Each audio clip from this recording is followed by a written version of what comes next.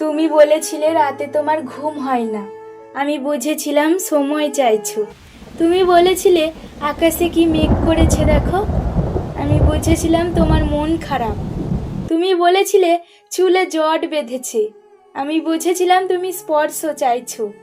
তুমি বলেছিলে আজ বিকেলে তুমি বারান্দায় থাকবে, আমি বুঝেছিলাম সাক্ষাৎ চাও।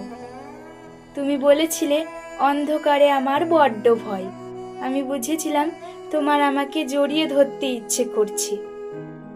তুমি বলেছিলে সমুদ্রে যাবে, আমি বুঝেছিলাম পাশাপাশি হাত ধরে হাঁটতে চাইছো। তুমি বলেছিলে নীল প্রিয় রং, আমি বুঝেছিলাম তোমার কষ্ট হচ্ছে। তুমি বলেছিলে ঠোঁট ফেটেছে, আমি বুঝেছিলাম চুমু খেতে চাইছো।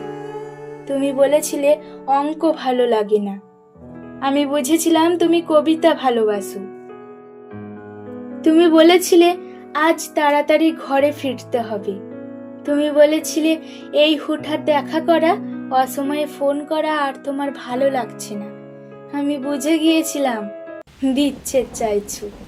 তারপর অলিখিত স্বাক্ষরে তুমি যখন ইনভিজিবল কোর্টে আমার বিরুদ্ধে বিচ্ছেদের মামলা ঠুকে দিলে, আমি বুঝেছিলাম তুমি মুক্তি চাও।